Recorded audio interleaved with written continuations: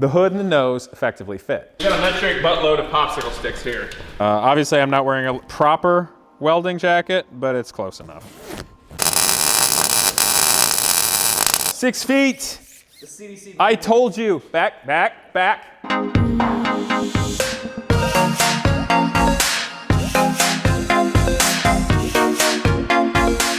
What's up, people, and welcome back to the Lykan Build at Genius Garage. Of course, we still have the pandemic, so doing the minimal thing to teach remotely, and hopefully that lifts, get the students in here, and we're gonna rock out. Either way, it's gonna be great. So today, we're going to position the chassis and weld it, and actually, I kind of have to revert because we already tacked it together. So in a moment, we're gonna go back in time, and then we're gonna come back today and weld it the rest of the way. But so we're gonna get some of this bodywork off and give you a teaser, but I'd like to show you what's going on with the chassis. You there! 6 feet. The CDC. I told you. Back, back, back, back, back, back. That's good, right there. Okay. Yeah. Here are some of the pieces we're working on for the chassis and extending that. And then here is in fact, the unibody where it has been cut and prepped. You'll see in a moment, these tubes here were welded on simply to put this thing perfectly square, perfectly in line. And they've been welded in here so that now we can work and weld and build the whole thing and it's gonna be perfect. But as a teaser, and you're gonna see all these guys, these were all nicely bent.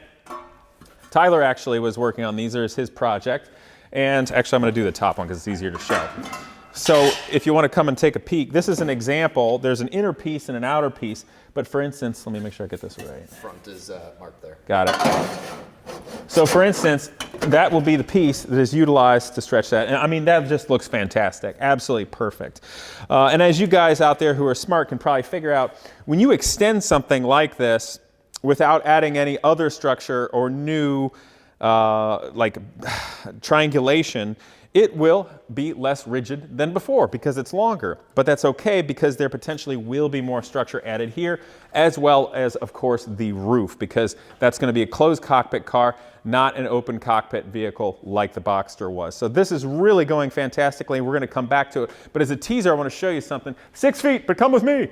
Let's see, I'm going over here. You go over there.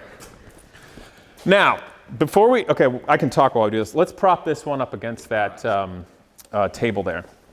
So guys, we want to do a teaser here for you, and we're also going to show you very clearly why we chose a Boxster as a basis to build the Hypersport.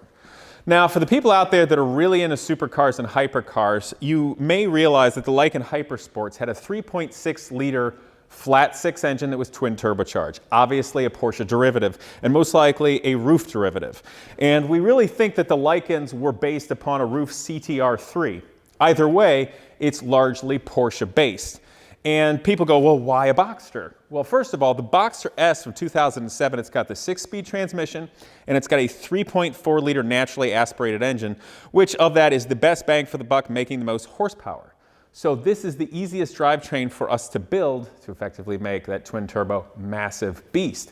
But also, while the wheelbase is different, the track width is different, suspension is different, everything, there's a lot of Porsche just straight up left in the Lykan. We're going to show that to you right now with the front. Now, with the front, obviously the fenders are off, the hood's off, the windshield's off. We moved the battery down here.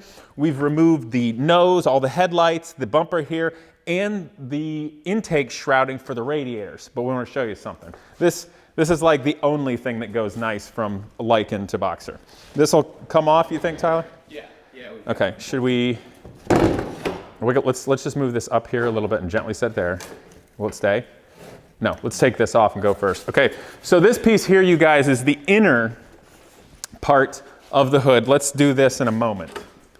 Let's set this over here. Now this piece has seen better days, but we'll be able to make it nice. Farther away! All right, let's see, will this move back or is it chalked? That's chopped right now. Oh, there's a bumper under it and everything. Are we gonna be able to get this off okay? Yep, you just pull it up because you've got the bolt there. There's a bolt? Oh, okay, all right. All right, so let's go this way. Now this is just the shell, and they also molded this nose over top of the headlights. So these are fake headlights. This is going to be dissected out, and we're going to make our own headlights and lighting. However, this is the, here, tell me how to do this so we don't look dumb. Pull that bolt right there. Okay. There you go. And then we just slide it. Wait, hold up. It's got to go out a little bit. Yeah. All we had to do was remove the intake shrouding from the radiators. Will it stay? Yep, that's where it stays. Okay, the intake shrouding from the radiators, and then cut one piece of metal. And while this does not match up exactly to Porsche mounts, that nose fits on here with the radiators and everything in the stock position. Obviously, things like the latches, that's all going to be different. We're going to have to build structure, bumper, shrouding, everything. But this is the exact reason why we chose this Porsche platform, because this is effectively identical to what the Lykan was. Now, with regard to the hood, I'll show you this if you don't believe me. Then this is our, so here is where the weather stripping of the Lykan would meet up to the hood. And if you look, it fits perfectly with that shape. It literally is made for the same thing. The Lykan trunk is identical to a Porsche trunk because they're identical. So let's have a look here.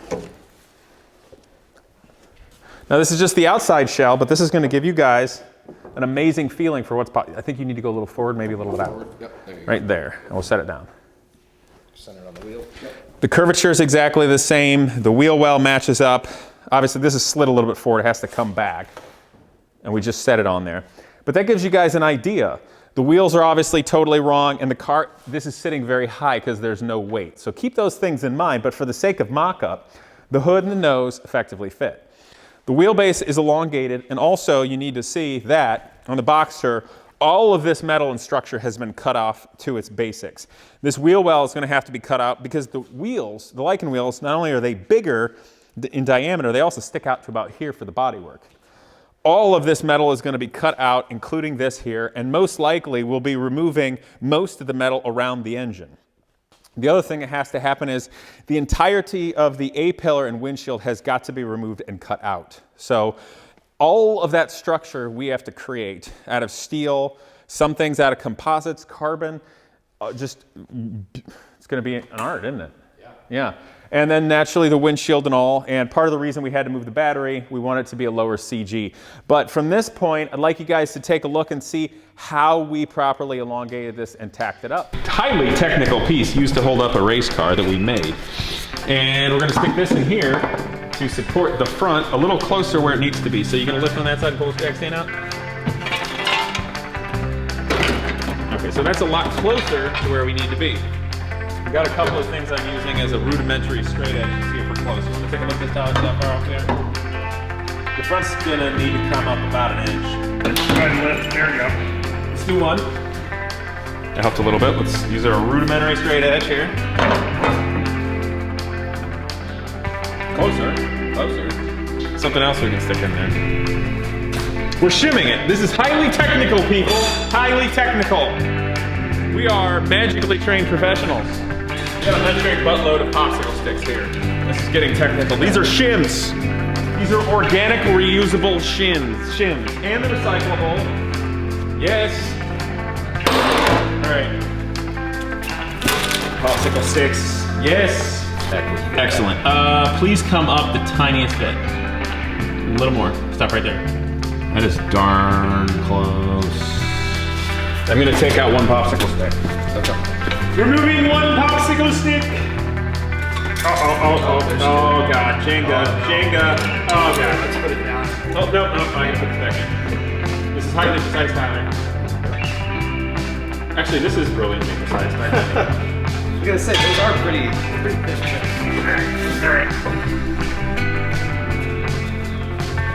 All right, now you need to go down a microscopic amount with that thing. Okay, now you gotta go back up. Slow, a little more, a little more, a little more, a little more. Keep going. Yeah, a little more. Ooh, stop.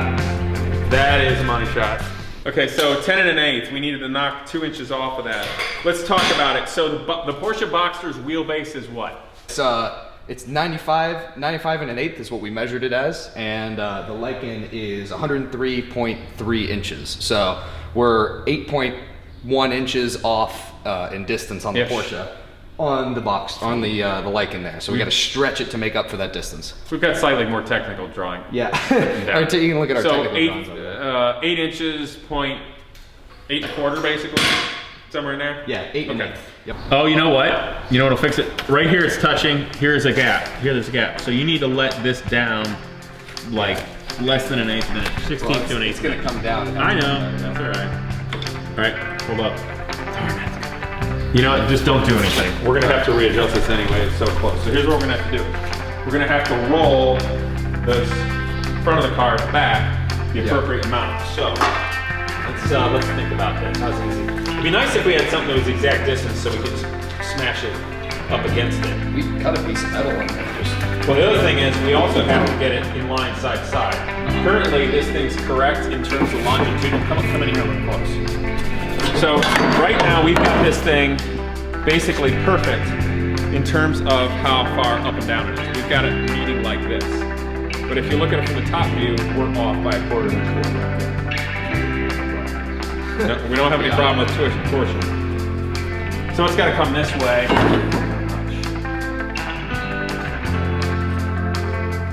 It needs to come this way a quarter of an inch. okay. How do you want to do that? Scoop just little by little on the boards there. You know, the other thing is if these two things twisted like that, let me do something that seems like a bad idea that might not be. A little bit of percussive.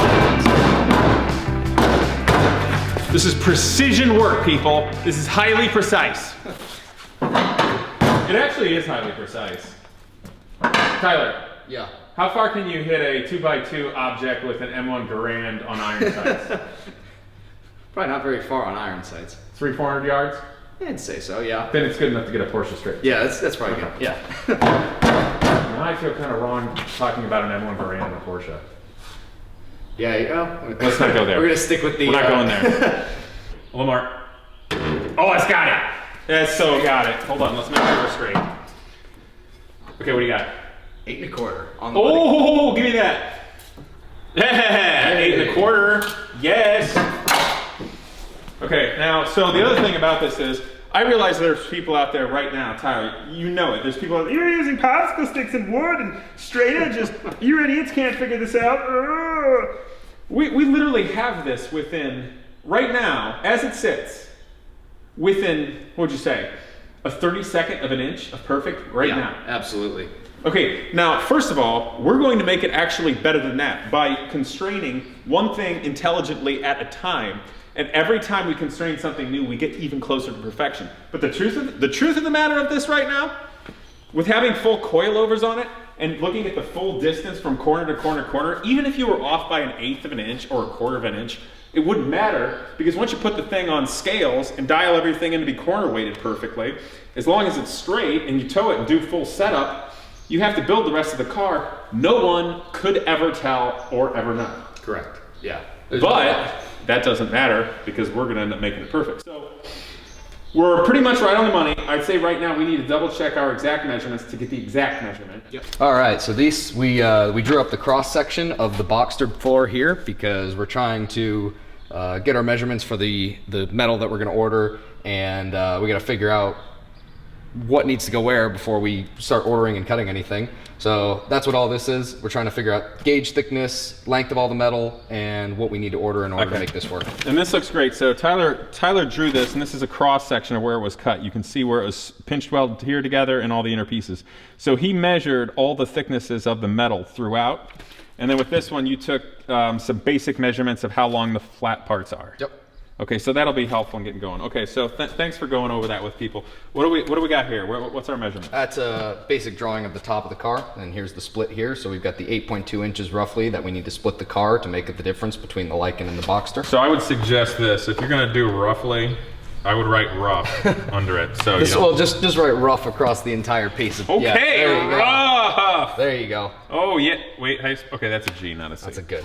Yeah. Okay, so what do we got for something that's precise? So right now, our most precise measurement is probably the distance between the Boxster wheels and the Lykan wheels, in which we've got about 8.175 inches between the two cars. So that is going to be the distance that we're going to have to stretch the cars out. 95.125 is what the internet said the Boxster wheelbase is, right? That is, the internet says that the Boxster is 95.1. What did the internet say the Lykan is? is 103.3, and that's what we determined. So we need 8.175. Yes. Okay. We have a number of different, these can be removable. We have a number of different tubes, and what the plan is, this is just a starter. This is not creating the chassis. So for everybody losing their mind right now, calm down. This is just part of the process. So these are to help us get it in order, but we will take this tubing, and we'll weld it to where it can be removable, and we'll weld it on the inside, here and here. And then depending on where we want the strength for just holding it together, we'll have something else on the inside, and perhaps something out here. And that will create a box section that we can choose. What we can do is we can then start creating the sheet metal on the inside and the outside. And worst comes to worst, we leave these inside and you're only adding a few pounds. But what this does is it gives you the opportunity to have everything welded in place correctly so that when you're forming the sheet metal around, you can do a really great job at that, but not have to worry about attaching the car and getting any of your measurements off because you've already constrained everything with this. Yeah. Okay.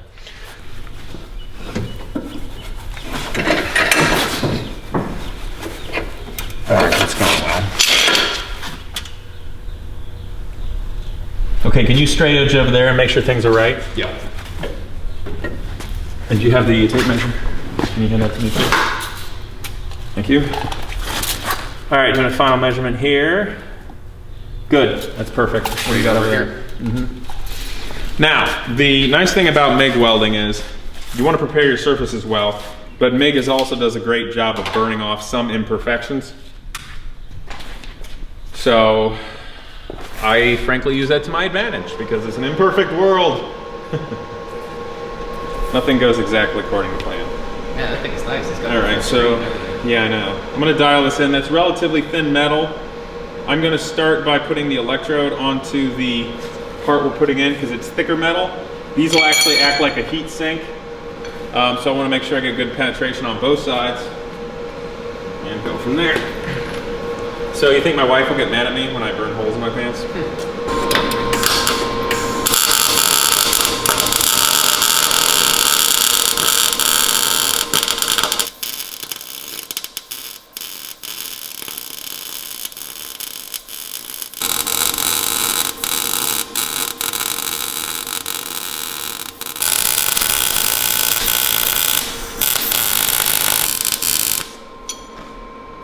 Okay, great.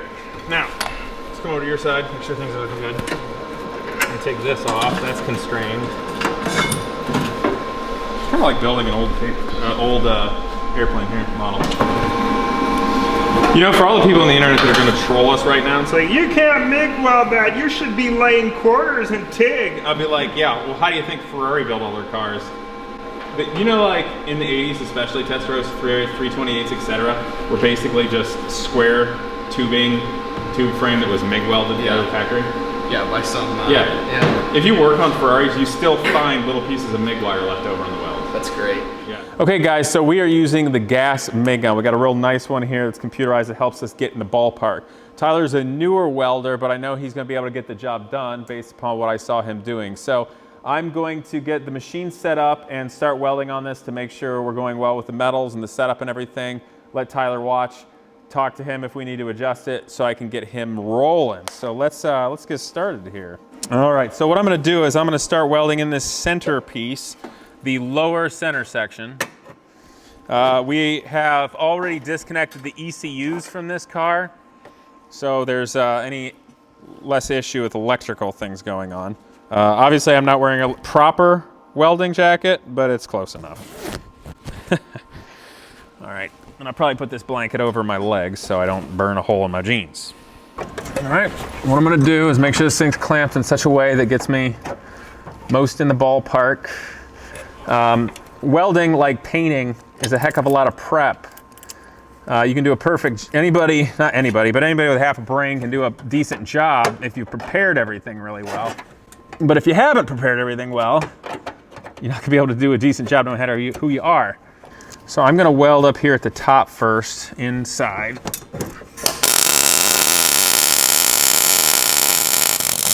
Nope, that is, oh, that's 20 gauge. Yeah, that's the 20 gauge. Crap, I thought it was 14. Yep. Okay. I guess I'm on the wrong settings. Dear.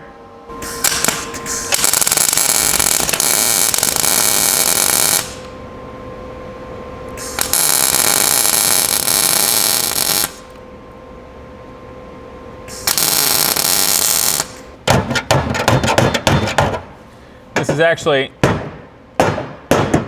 it's actually going really well.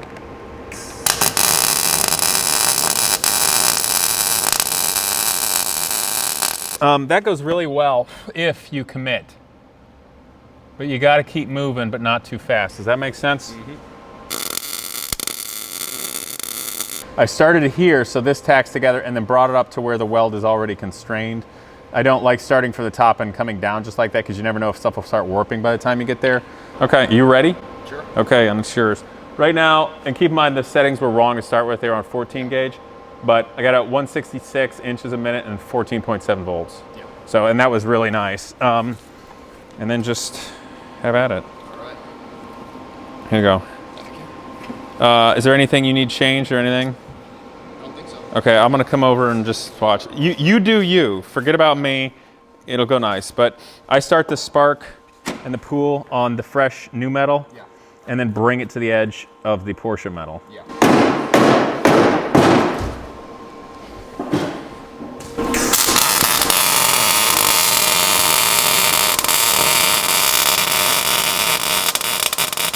I mean, that's a really nice weld. I shouldn't talk at all. Okay. But you can kind of come up to it. You're kind of getting on it and melting it. If that works, do it. Okay. But if it starts getting funky, or the little bit of coating that's on it starts making it spatter, Okay. you might focus it more on that and then bring it up to it. Because all you have to do to have an effective weld in this is, obviously we're getting penetration on the new metal. Yep. But if you just come to the edge of it and hit it, it works. Okay. So But- bring it up to the edge a little more, a little less of the Porsche metal then. Yeah, but that's going really beautifully. So keep going it. I was just throwing that out there as a note. Sounds good. I should probably just shut up and let you do your thing. All right, I'll make sure.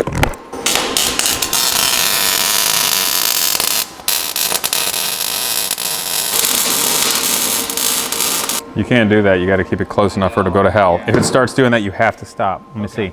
All right, let me weld one and just see if it's still going decently. Okay. If we need to adjust anything for you. Okay. Do you need more heat or anything? No pool. You need more of a pool. Okay. You know what I mean? Yeah. Let me try one. I'm going back and forth a lot, and then when I get the pool, then I can do it smaller. See?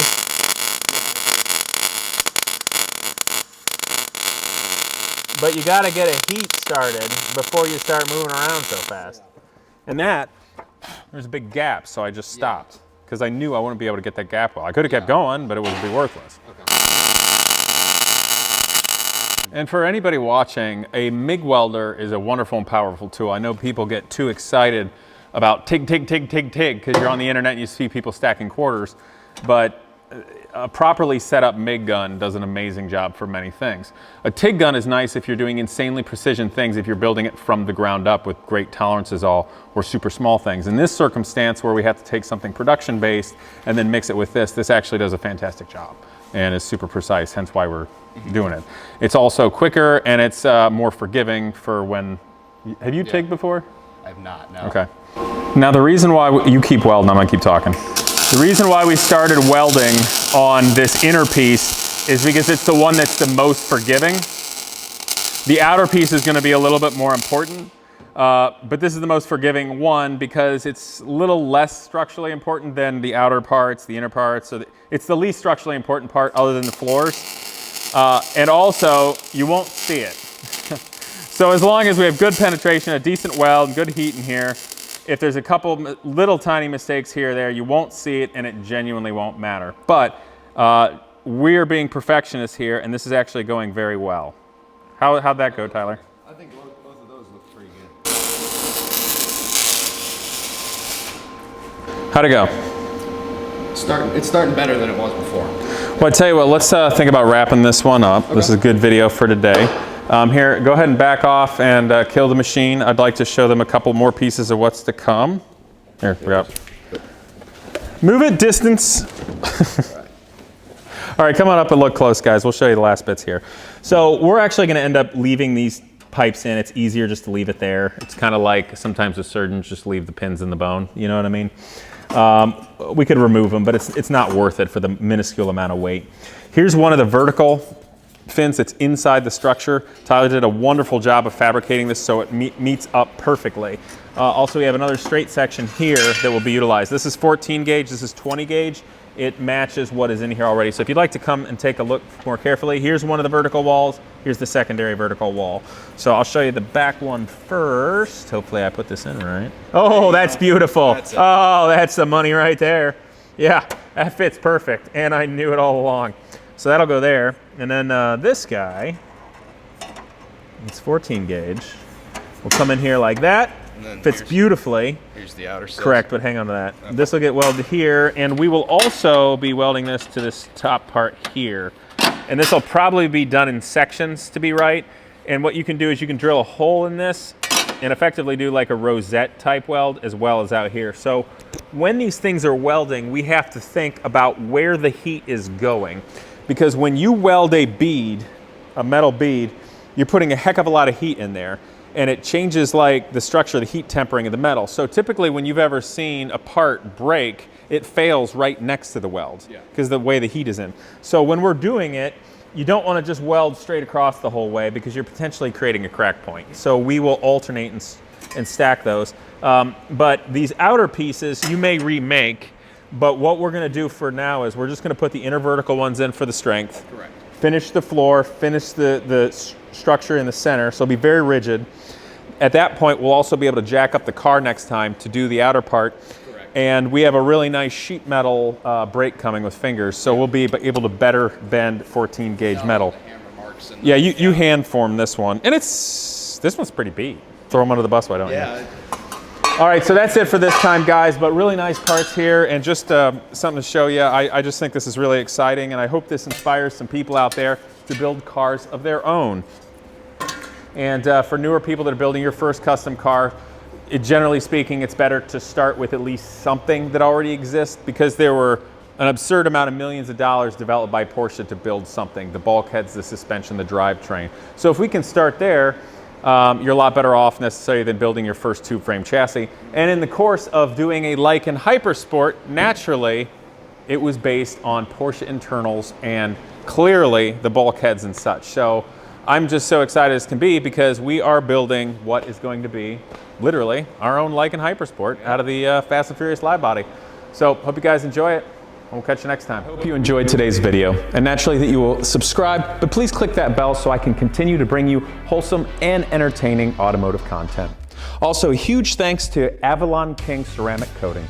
They're supporting this channel and making this all possible. But more importantly, I'm looking forward to using it on all of my vehicles, including my old dirt bike. Ceramic coating bonds directly to the surface of your paint, trim, and plastics to give a long-lasting shine that beats all waxes. It lasts for years and it's easy to maintain. I've got it on my Viper right now and my car has never looked this good. So give them a try. Again, thanks for watching and I look forward to see you next time.